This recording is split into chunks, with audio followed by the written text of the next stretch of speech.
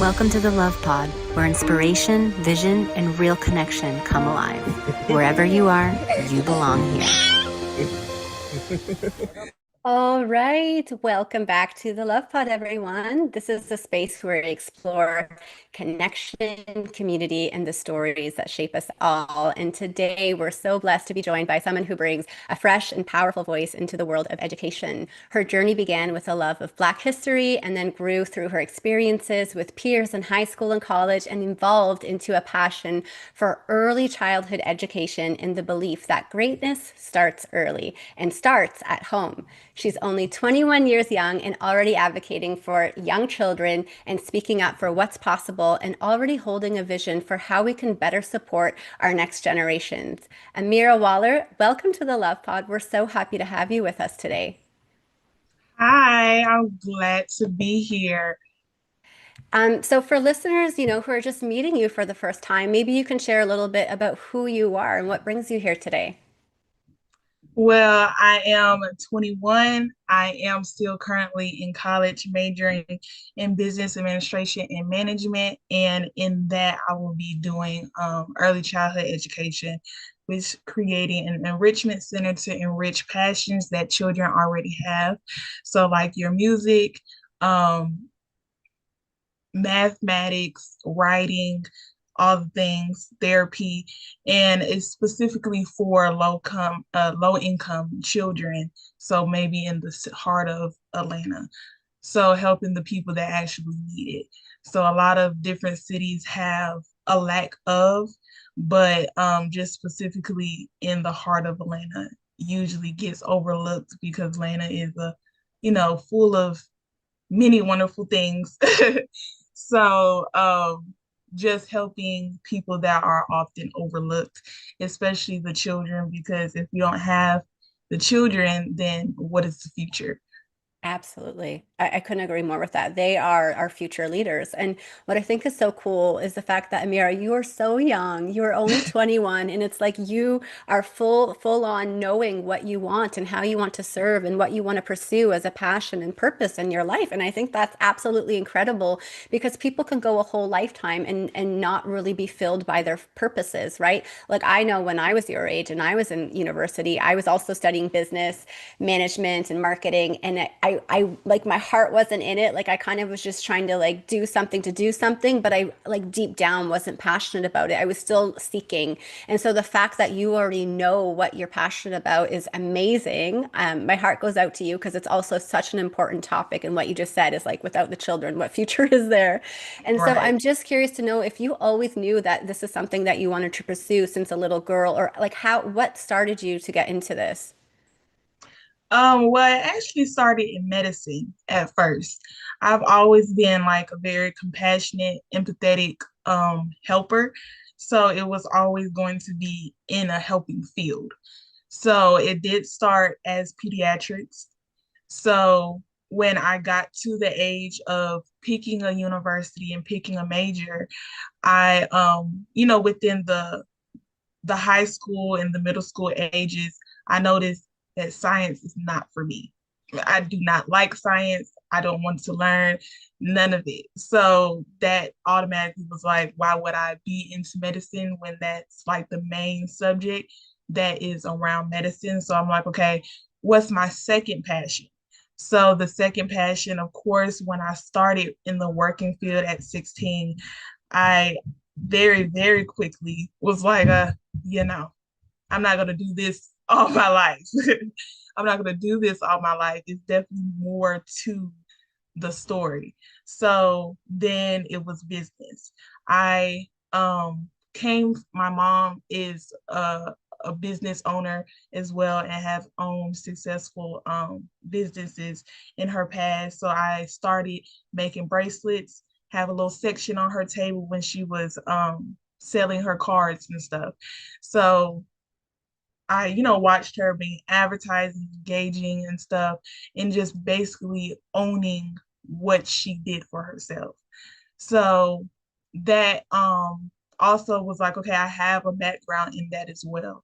So creating something for myself, owning exactly what I did for myself, not on anybody else's plan or timeline. So then the passion of business grew a little bit more than the pediatrics. So I pursued business as a major and still currently in that same major. And then I, when I came back from Savannah State in 2022, I started at a retail spot and then I went into a daycare, which is majority Black children and Black staff. So when learning that and being introduced to the daycare, it's 3 months to pre-K. So that's 3 months to 6 years old.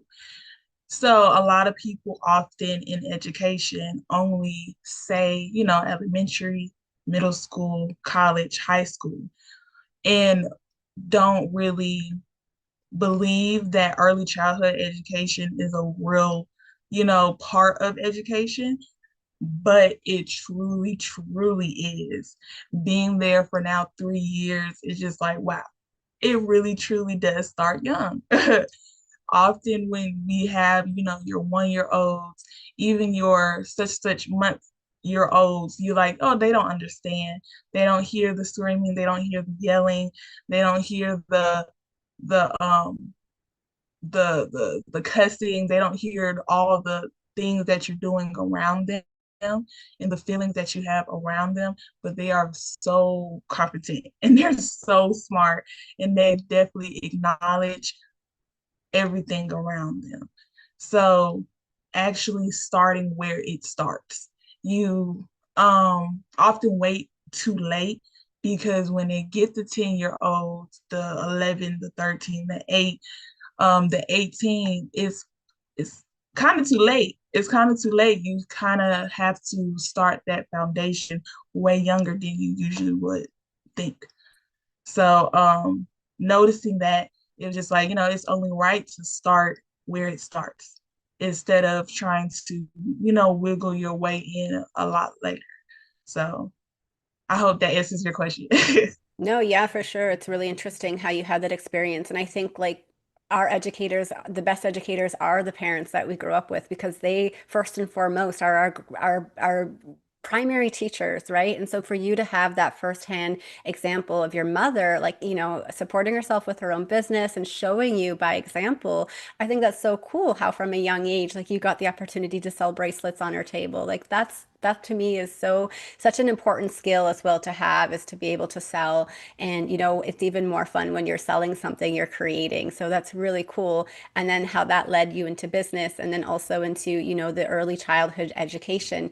But I want to dive deeper into, because I know like what you say, education matters more than people realize. It is everything. And what I'm learning about being a new mom is I'm not just learning to parent my daughter, I'm also parenting myself and my inner child that still needs to grow up. And it's like I've become my own mother as well because, I'm at an age now where I don't want to say I don't need my mom anymore, but I'm becoming my own mom and I'm learning so much through my daughter. She is my mirror, she is my reflection. And so I'm parenting myself as well as her now, and we're raising up together. That's the way I like to think about it.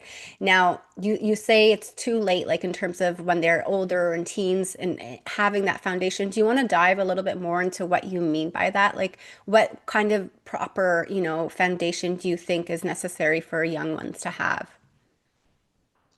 um, I want to rephrase the too late. It is never too late, Love but that. it is a lot more work to try to catch them when they've already kind of grown up in certain atmospheres, especially being in public school all 12 years. I had the opportunity not to do that. So I didn't go into high school until 14. And before then, I was homeschooled up until high school. So I had the foundation that my mom put in me until I was in public school. So I had already a different lens.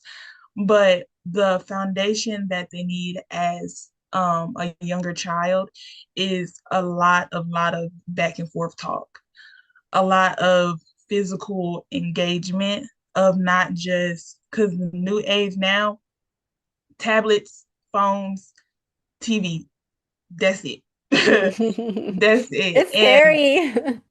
extremely, and like you see that though. So like even if you just put on a song, they know it verbatim and they're looking for something. I'm like, what are you looking for? There is no TV. This is music. Like Mm. is literally like what are you looking for? And then as soon as somebody pulls out a phone just to check the time or just to check something right quick, like you would think somebody had a cookie or something. It was just like it's just Try so to snatch it out of your magnetic. hands. Right, Yeah, it's so magnetic, and then they it just is. know exactly what to do with it. So a lot of the early childhood development is really more of just back and forth engagement with the person, and especially with the parents, just to simply acknowledge that is a person. So, as the 1 to 3 year old stage specifically, that's when they're learning, that's when they're soaking it up. So, they do understand you, they do hear you, they do feel your emotions when you're mad, when you're sad, when you're happy. So, please just explain it more, just be more interactive because I know, especially in this economy, all the parents have to work. Everybody's tired, everybody's frustrated, everybody's overwhelmed. But don't ever just overlook your child.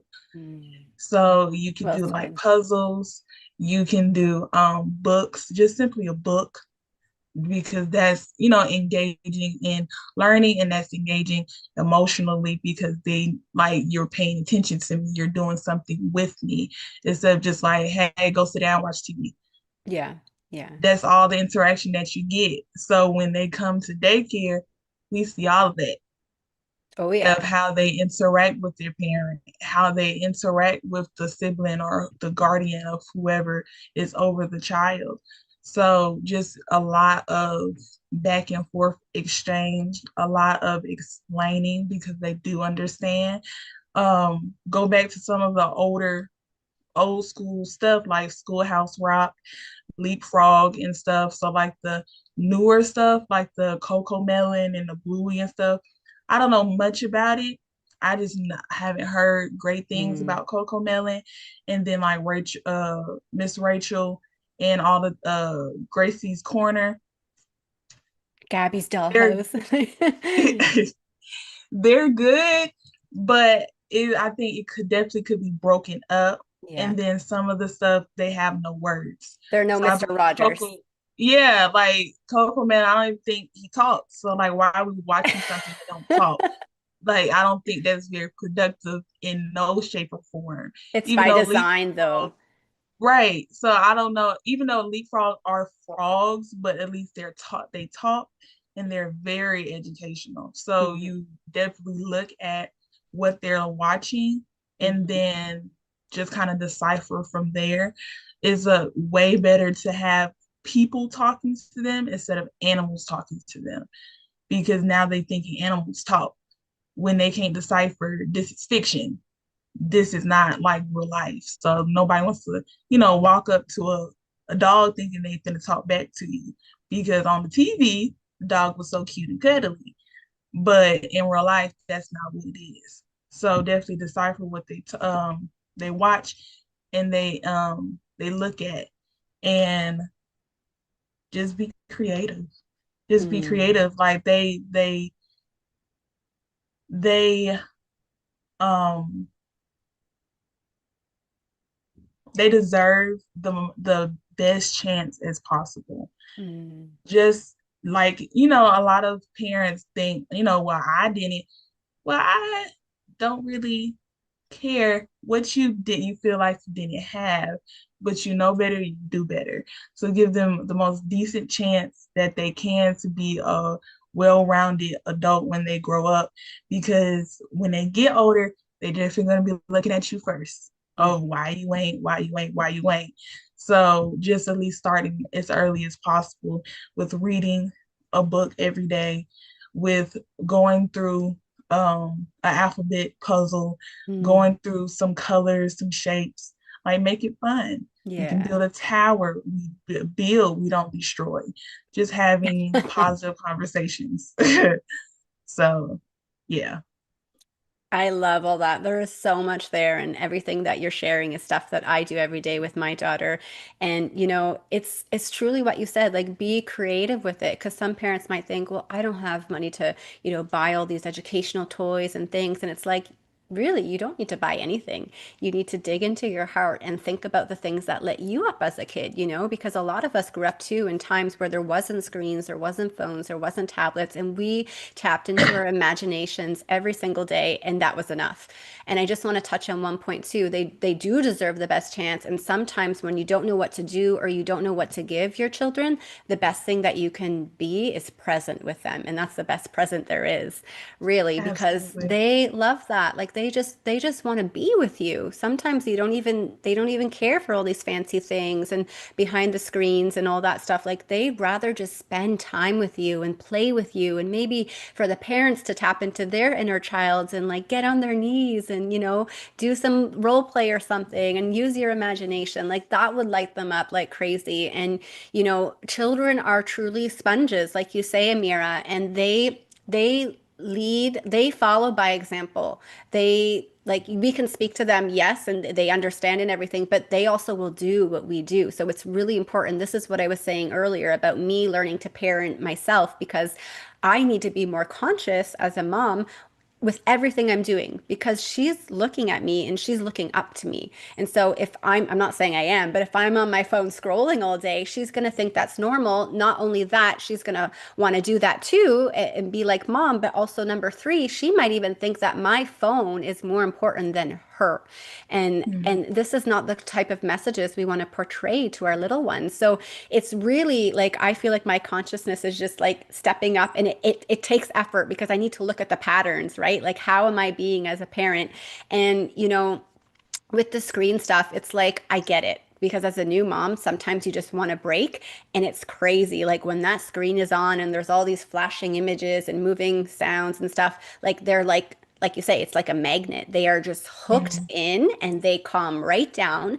And so I see also out in public a lot of parents giving their little ones tablets or screens, whether it's at a restaurant or waiting at a, social service place. And it's because it calms them right down.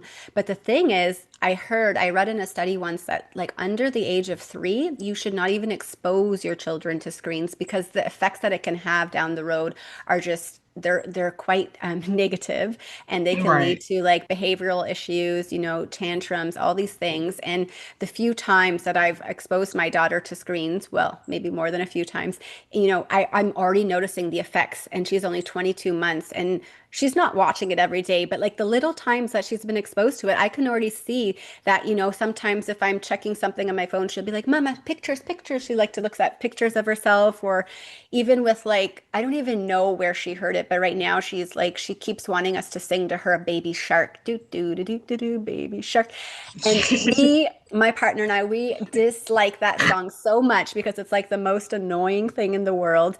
And we're like, where does she hear this? And that's why it's really important as well to like be mindful of where they're getting information. And so like, especially when you're choosing a child care educator or sending them to daycare, it's really important to get to know who's going to be spending time with your children. Because when they're so young, the people that they're around, they're going to be absorbing and information from them. And so you want to make sure they're around good people, right? Like it's really important to make these decisions with a lot of emphasis on mindfulness, like who do I want my child to be? And obviously they're going to become their own person, but it's important to surround them with people that you trust. And I think that's the biggest thing. And, like we spoke about those shows, like in today's, day and age, they're by design meant to be addictive. And like more than before, that's all about the moving colors and all these things that just hooks them in. Whereas back in the day, there was like Mr. Dress Up, Mr. Rogers. Like to me, that was true education because it was simple. It was just a man talking to the child, like, one on one, and using his imagination and creative, parts of, learning. And so I love the examples that you gave, just like being with your child and doing a puzzle with them or teaching them shapes and colors. And children love that. Like, they love learning. And if you can make it fun and simple, they'll soak it right up.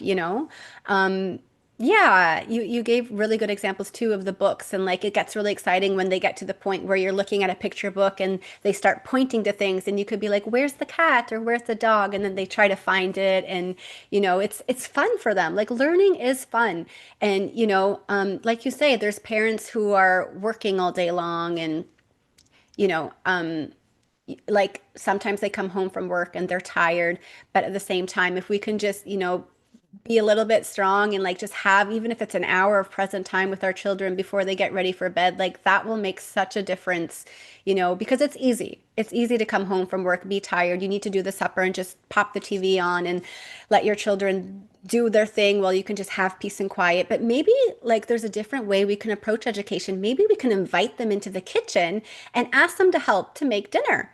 And you may say, well, they're too young. They don't know how to cook. But like my daughter's not even two, and she helps when we made pumpkin muffins yesterday, and she helped me put all the little wrappers in the tin, and she helped me.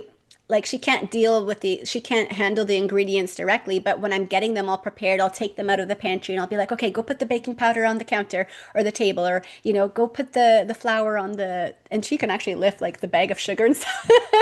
But like it's fun for her. She loves helping me. And same thing when I'm doing chores, when I'm doing laundry. Like I say, want to help mama with laundry? And she gets so excited, and like we'll put the dirty ones into the washing machine, and then when we're wet, we'll transfer them to the dryer. And she loves helping me. And it just brings me back to this podcast that I was listening to, Amira, and it was talking about the differences between our Western culture and other cultures like the Mayan cultures and different African tribes where children so readily help their parents versus in Western cultures like we live in, it's like a task to get your child to do a chore for God's sake. And it's so funny. And the reason is because we don't include them into our lives as littles. Like we segregate. We say, okay, we're going to do this, and then when they get to a certain age, they can start helping out. But then because they haven't been exposed to it since a young age, they have resistance to it as older children and as teenagers. They're like, why do mom never wanted me to do that before? Why does she want me to do that now? Like, no thanks, I'm good. Whereas in the other cultures, like in mine cultures, since babies, they are strapped to their parents. They're doing all the chores that the mama does, and they help out from young ages. And so it's just a part of the lifestyle. And then they're taught that this is what we do. This is a part of life, and it's a pleasure to help. Like it's not even considered a chore. It's just a thing that they do, whether it's setting the table or making dinner or folding laundry or going to fetch the water, whatever it may be. And so I just found that really interesting. Do you have anything to add to that? Absolutely. I think in the Western culture, we are definitely spoiled. Oh yeah. We are definitely spoiled, and we have this ideology of let children be children. Hmm. But what exactly does that mean? Because they already have to wait until I believe 6 years old to officially be in school. So from birth to 6 years old, we're just letting children be children. But we can actually redefine that definition because like you mentioned the house chores, it doesn't have to be, it's chores to you, but it doesn't have to be chores to them. So we can still include when you're cooking, cooking is science. Cooking can also be mathematics. Hmm. So can you get two onions from the counter? Can you get one of the tomatoes from the refrigerator? And then you can still do the colors, you can still add in stuff. So yes, you're getting something checked off your list, but they also feel included while you're doing that. So as they're younger, they can't do much, but you can get like a little step stool. They can pour because that's still fine motor skills. You can cut it up yourself, put it in a little bowl, and they can pour it into the pot. They can stir the pot while you're going to do something else. And but also still say, okay, the oven is hot. Don't touch this. And if they touch it, that's on them. But I'm sure they ain't gonna do it again. So some stuff is also a teaching moment. Some stuff is still up to your discretion as the capability of the child and then what age they are at. So you can still very much so introduce stuff to just stuff that you feel like is chores. So like you said, the laundry, you can still do colors, whites, blacks, mix it up into the different groups. Um, and then with the other cultures, it's definitely a different standard put into them from a very young age of why it's like a very strict routine. But if we just, mix up that definition just a little bit, because I think also when you do become a parent, it's so scary because you want to do different by them. Because I grew up this way, I don't want to do that to my child. But Mm. often we end up doing nothing. Because I would like to also say, like, I'm not a parent myself. I have experience with children, so I know how it, comes out on the other end.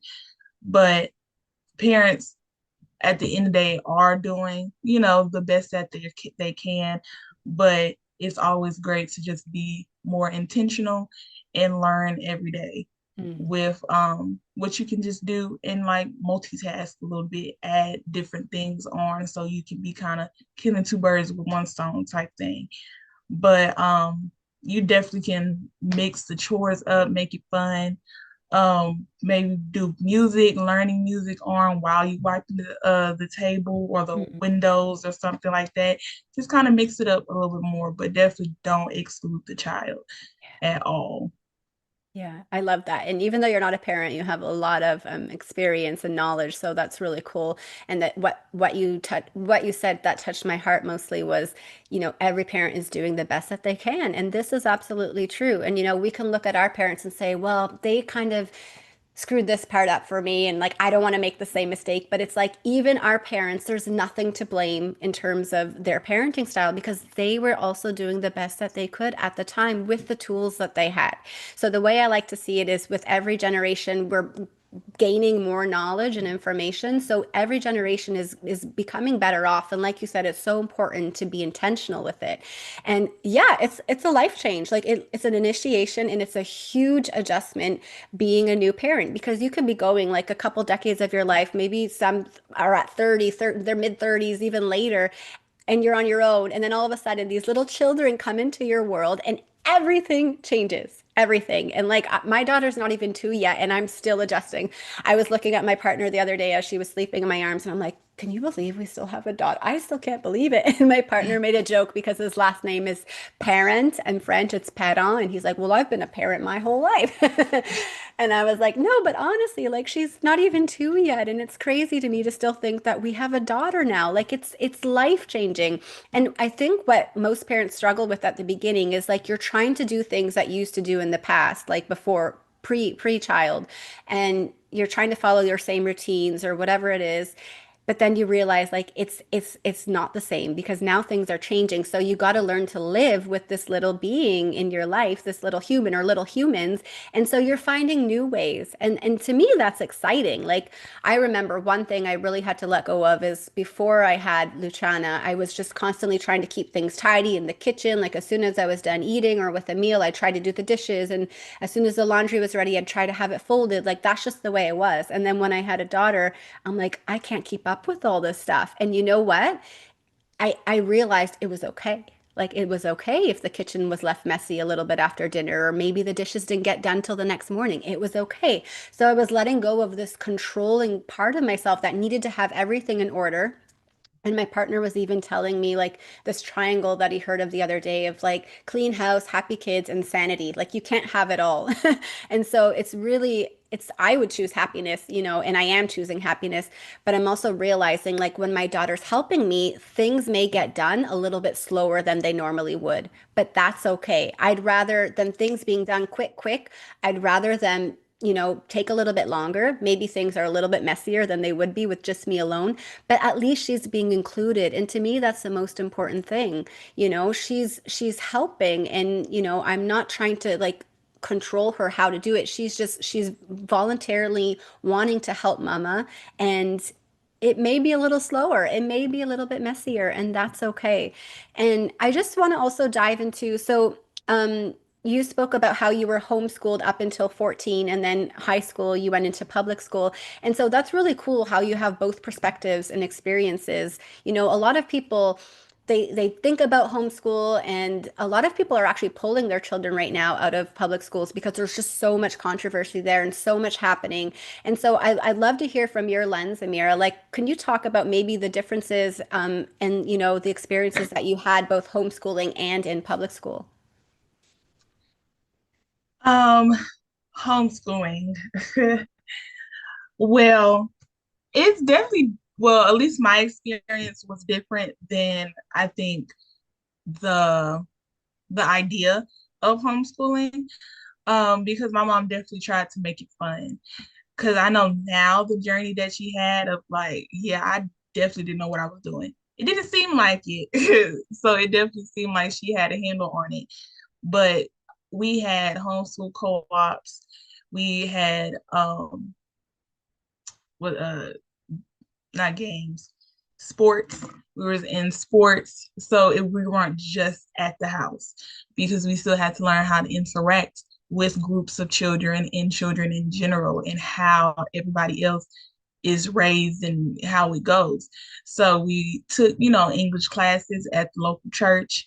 We did sports, softball, and golf, and all the things. And then we go into the city and we do museums. And then we went to a violin concert, and we went to the Lion King when they had it, down here. So it's basically about doing what you want, honestly. You have the list in your head of they have to learn mathematics, English, history, this. And now you have literally the world to allow them to experience that. So I think I had a very, very well-rounded experience. She, observed, our different interests. And then next thing, I set you up in a class for this. Huh, okay. So now we have a class in it, jewelry making and art, um, and violin. Like it's just random stuff, but it's something that you would never have had experience with. At least you can say that you did it. So you might not like it, but at least you can say that you did it. So I think the majority of my experience was extremely well-rounded and rooted in loving myself and loving my history, specifically in Black history, and just knowing that the world is my oyster. And then honestly, everything is a learning opportunity. And then going into public school, it of course was kind of more of a stricter routine compared to, but it was basically more of like social for me. I was able to do, chorus, and then of course the electives, and in that time I was still in the medicine pathway, but it was definitely more social. That academic switch, I felt like I definitely was more disciplined than most. So I definitely, did my work, paid attention in class, respected the teachers because I knew for sure they called my mom. You want me to call my mom? No, don't even worry about it. Don't even worry about it. So it never crossed my mind. I never had that issue. So the academics was definitely never a difficult switch. It was really more of the social of coming into a whole lot of people at once instead of, going to this class, that class once a week, twice a week, once a month. So yeah, that was the main switch for me going from homeschool to public school. Thanks for sharing all that. Yeah, I'm just thinking, like, what advice could you give to parents who are wanting to try homeschooling, whether it's pulling their children out or starting right off the bat? Because like you said, I think it's really cool the way your mom did it, and having that social, interaction is also a big fear I feel like a lot of people have. Like I know when I say I'm going to homeschool my daughter, like people say, even my parents say like, well, wouldn't you want her to have that social interaction that they get at school? And I'm like, I'm not worried that she's not going to be social. Like knowing who I and her father is, it's like we go out all the time and she's the most social butterfly we know. And like, there's so many false beliefs or fears around it. And it's like you say, like when you can connect with other homeschool pods or even take them out to these public places where they can still gain like educational and direct experience. Like the way I see it is homeschool is not this ideology where people believe that they need to become the teacher and they need to study all these different subjects and topics so that they can teach it like they teach in the classroom at school. That's not what homeschool is about. To me, like true home education is you teaching them like how to live life to its fullest. And you do that through examples. So basically, like if you go outside, nature can be an incredible teacher, like just like collecting sticks or being in the woods or teaching what, what like there's so many things that nature can teach us. And like you say, there's like different ways we can learn about shapes and colors and elements and counting and mathematics. Like the nature is our playground, and we can make it fun.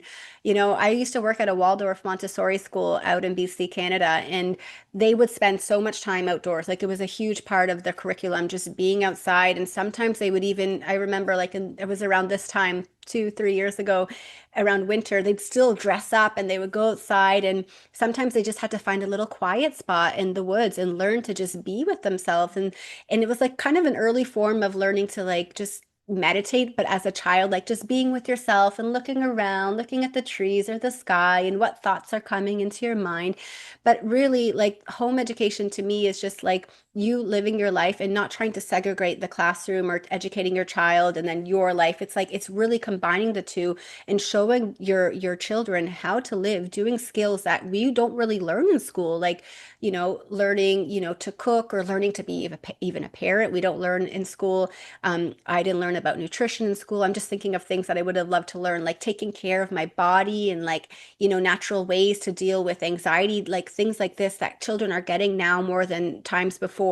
And maybe dealing with it like by just connecting to your heart and listening to your heart or taking deeper breaths and counting your breaths or things like this. And there was one other thing that I wanted to touch on that it's not coming to my mind right now. But yeah, what do you think about that?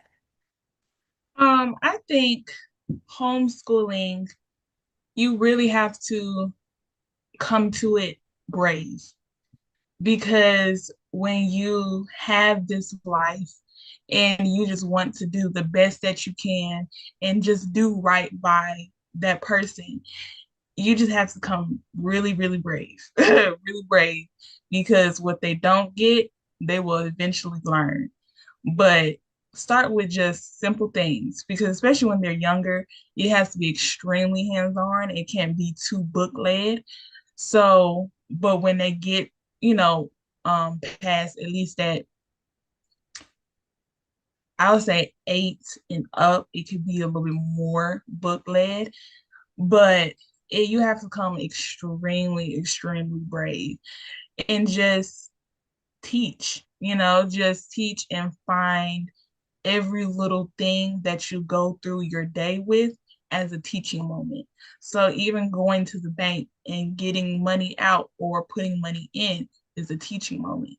Because in this time, we don't do too much of the checks anymore, but people assume just because you're born in this particular age that you don't know how to. And that's like my biggest pet peeve because people personally just be like, there's no way you know how to do that. And most likely I do. So it's debunking the idea that just because you're not born in this time that you just don't know how to do certain things. So just literally be brave, be be fun, and just like I think it's not as serious as you might, come into it thinking. So you can go when you go into the bank, you can teach them how to write out a check. You can teach them what's the difference between deposit and withdrawal. You can do home ec, you can do sewing. Because at one time, a $20 shirt might not kick it. We might not have $20 forever to have put buy a t-shirt. So how can you do hand sewing? Can you do it on a machine, embroidery, using all of those different trades because eventually it's going to come back. So doing literally everything of polishing silverware because I know for sure I've polished some silverware. For what? I have no clue, but I know how to polish silverware. um, like we have said, cooking, sewing, and then specifically for females, well, manners will go for both, but for females, how to carry yourself, what to put in your purse. You just not carrying a purse with a phone and some lip gloss. You can put some Kleenex in there. You can do some hand lotion, some uh like a coin purse, like other things go in Pen. your purse. So just teaching literally everything, literally everything, and just if you wake up with an idea, that's the idea for the day. So really just kind of coming into it as brave as possible, non-serious, and just have fun with it. Um, the Roman numerals, cursive, like all of the things. Just thinking of basically what you learned and then times it by two. Because the day is different. So they do have to learn how to navigate in today's world, but learning certain trades is still just as important. So just being brave is pretty Mhm. much the main word. Yeah, that's a good way to put it. And I think it's important to be brave because a lot of the times some parents might think, I don't have all the answers. I don't know how to do this. I don't know what's going to look like. But if you just approach it moment by moment and know that you're going to figure it out together with your children, then that is having courage and being brave, because it does take courage to truly take responsibility, full responsibility to raise up your own children. And I feel like a lot of the times that people kind of put it off is because it's a full-time job bigger than any job you've ever had. And so to be able to think that you're going to be working and then you're also going to be raising and educating your children, like you think, oh my God, well, when do I get a break? But I feel like this is what parenting is. Like it's a true service. And my husband reminds me of this all the time. It's like it's the biggest and most important service that we can ever give, and the only one that we're not being paid for. And that's okay though. And so, I think another really important key, Amira, is, not just to teach, but also to listen. Like, I have education background as well, and I always put myself in my students' shoes, and I always thought about how they would want to be taught because you could have a certain teaching style, but maybe the child or the student won't receive it if it's not meeting them where they're at. And what you're going to realize is every child is unique, every student is different, and they all have different needs and learning styles. So some parents might think, well, I'm not a teacher. Like, I don't do that for a living. I have no idea where to start.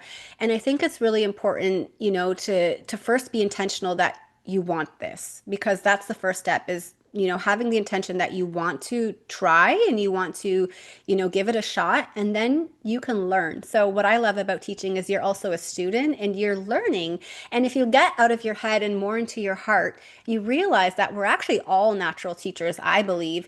And you also understand that there's not one right way to do everything, like to teach. Like there's so many different teaching styles, and you'll navigate that together with your little one, and you'll find new creative ways that you probably never even realized that you had before.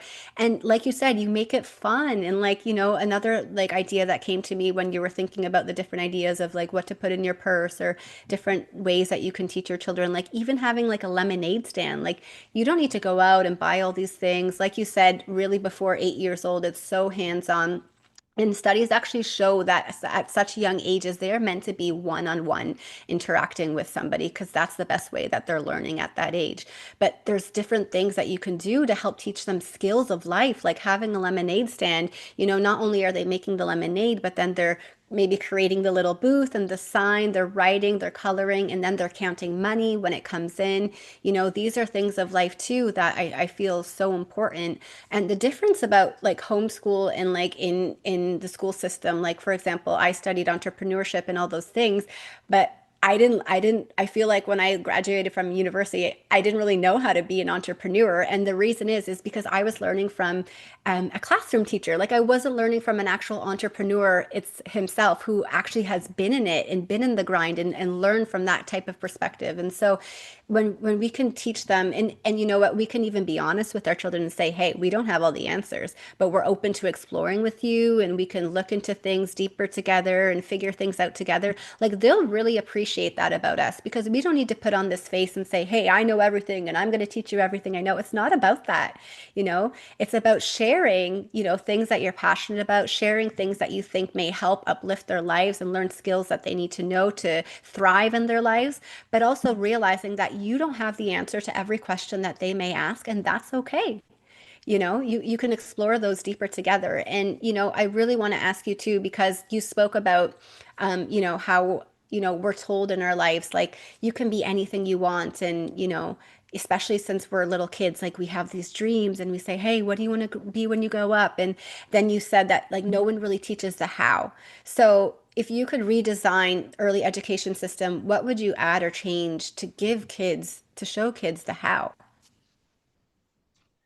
In the early childhood education system, I would use more books, more real life examples, um, and more, I think, hands-on projects that actually correlate with the things.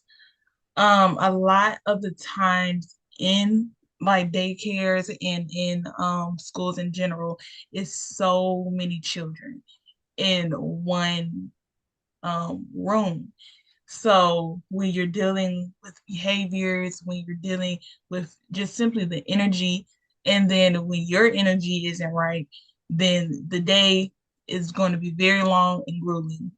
So it's easy to miss the learning opportunities and then miss the plan of the day in general when that happens. So honestly, I would kind of split the ratio and then maybe do two to a two teachers to a room and then split the ratio to maybe six because I know I work with 12 1-year olds, but we have three. So we have two in the morning and then we have one that comes in for the other half of the day.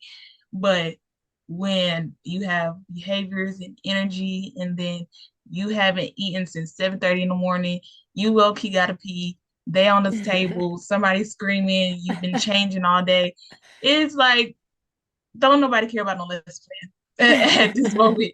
Nobody care about a lesson plan. So I think making the day a little bit shorter and splitting the ratio so it won't be as much because they have a lot of energy and that's just a given, but the behavior is definitely a real thing in early childhood education more than people will say, um, because there's going to be a lot of redirecting of aggressive behavior, of emotional behavior, of handsy behavior, even when they can talk and you're still trying to navigate, use your words, you say this, don't do that.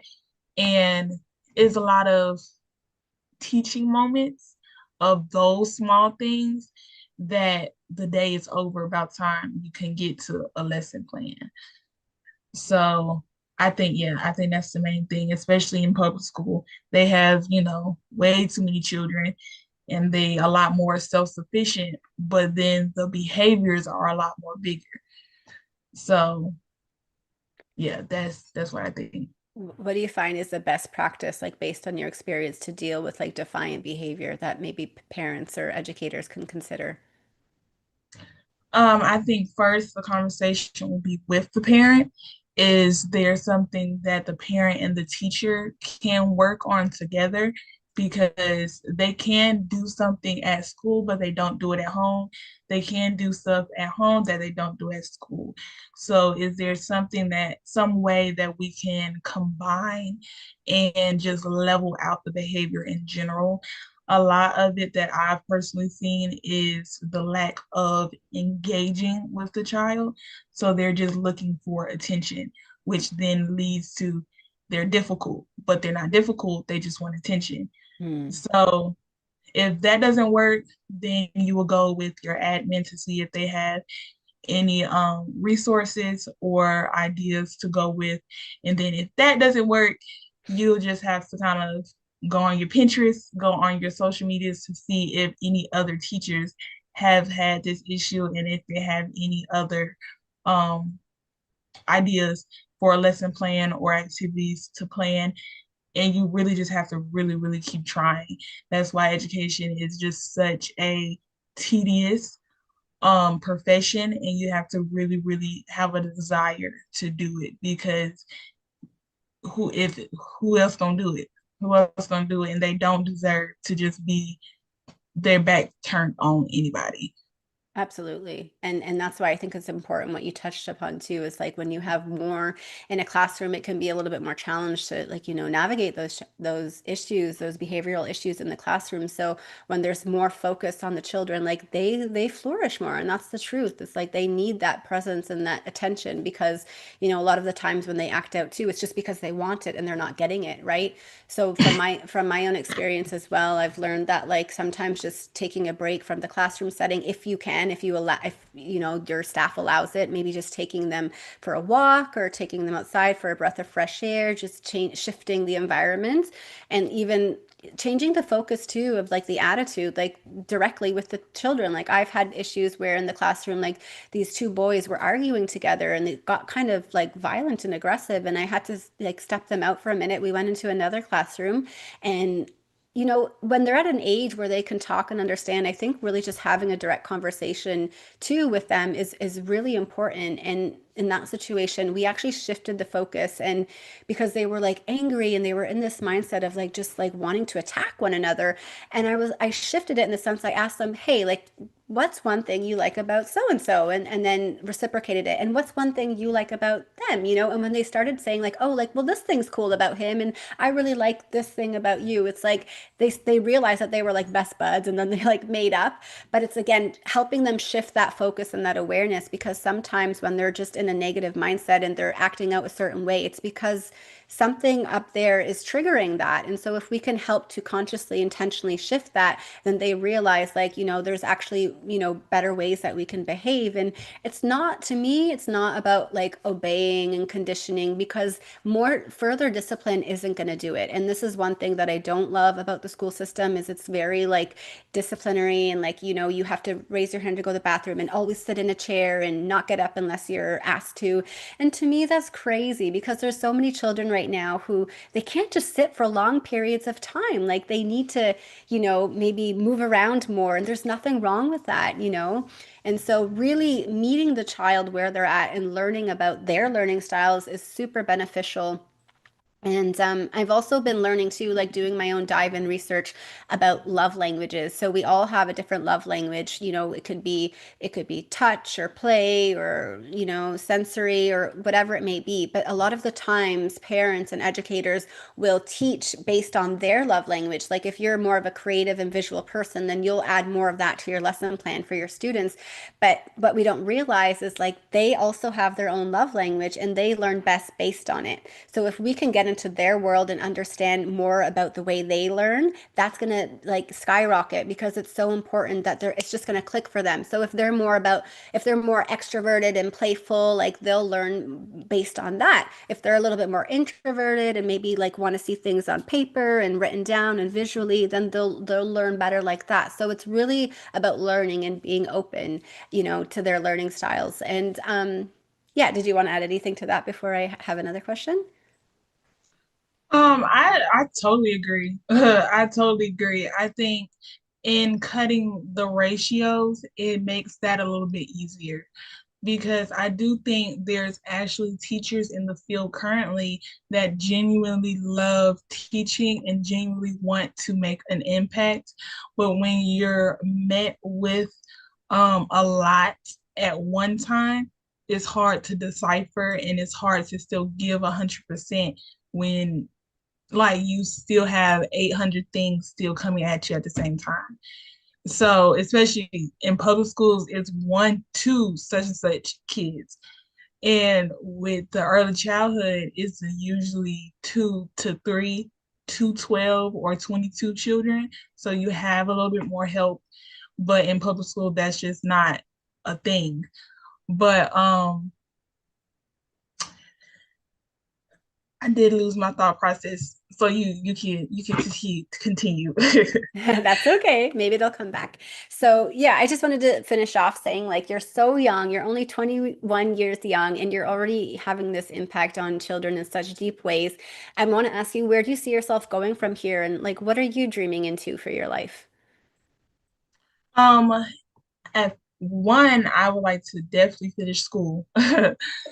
And after that, I definitely want to actually get into finding mentors in the business field and in early childhood education so I can continue to learn the different types of children and the different ages since I've only worked with about your 3 months to 6 years old.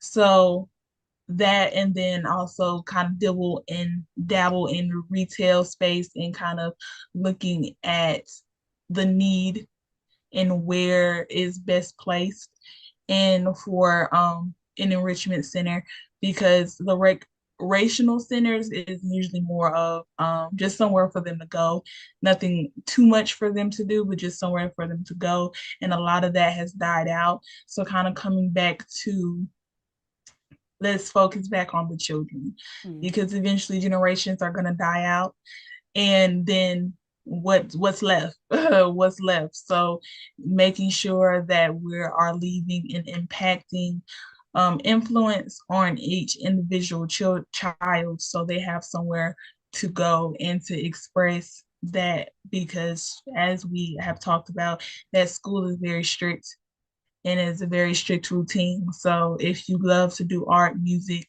and if you need therapy, then all of that will be included in the enrichment center to just aid in the success of young children.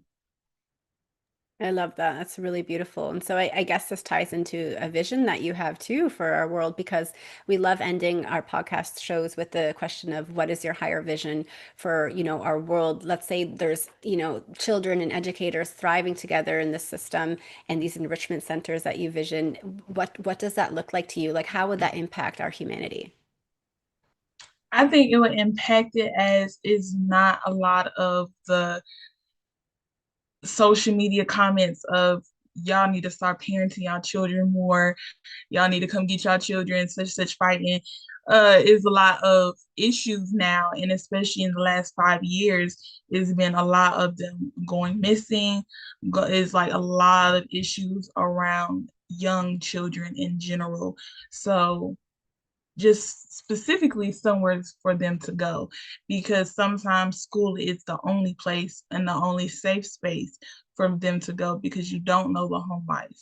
So just creating a safe space for them to really be able to feel safe and be able to flourish in what they want to do because you do still have to learn the basics, the math, the English, but at least here that you can be in your world and create something that you have on your vision board because some people do want to work at Target, but I know specifically me that wasn't on my vision board, and enrichment centers is really just the impact and influence to create your vision board into reality. So just living in your vision board and how to do that. I love that. I love that you brought up the two things, vision board and safety.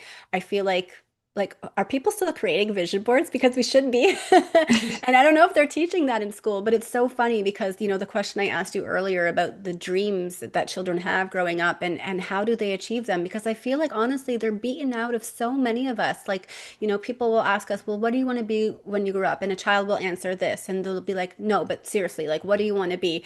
And they're like, no, that I want to be that. And like, that's okay. And so I think what's really cool is like if we keep these visions close to our heart and we show little ones that they actually can dream big and they can achieve, what they put their hearts and mind to. Like there's not, I believe that we are such powerful creative beings that there's really not much that we can't do, as a collective. And the more that we can empower little ones to do that and not change them, because I feel like the school systems too, they have a tendency of like changing them to like, behave well and be someone they're not. And then they kind of like drift off a little bit from who they truly are. And that's a problem because like we don't need to change children at all. We can guide them and show them how to be in this world. But they are so perfect as they are. There's nothing wrong with them. Our love is not conditional towards them. I think really just listening and allowing and giving them the safe space to be who they are, maybe we could step back and realize that they are our greatest teachers, truly. I mean, this is the experience I've been having, being around my little daughter. She is so full of love, so full of forgiveness and fun and play and like just reminding me that I'm able to see these things because they also exist inside of me, but maybe I've drifted off a little bit from them because I've grown up a certain way in this world. But they remind us of what's true. And I believe if we can just allow them to be who they are and also hold safe spaces for them, like when they're feeling a certain way, not try to change them or distract them from that feeling because it's okay. It's okay to feel sad sometimes. It's okay to feel mad sometimes or jealous. There's nothing wrong. All of those emotions are valid. And the more that we can also accept those parts and emotions in ourselves, the easier we'll be able to do that with our little ones. So I really love that you touched upon the vision board. If you're listening to this, go create a vision board if you haven't got one already, because having a vision and a purpose in life just makes it all the more rich and full. And we all came here to live a rich and full life. And the more conversations we have like this can inspire others to do so. I absolutely agree. We definitely have to give them more of a safe space because especially when you hit that 18 mark, you're very much so in the world. And then once you see what the world is it could be quite depressing and you can be caught up in the rat race and never know how to get out. And that's how we are end up feeling stuck. And when we're 40 or 50 such and such years old and we're like, wow, where did my life go? And I once had this dream to be a pediatric nurse, a doctor, a dentist. And now, people feel, especially when they're, at certain ages, that it's too late.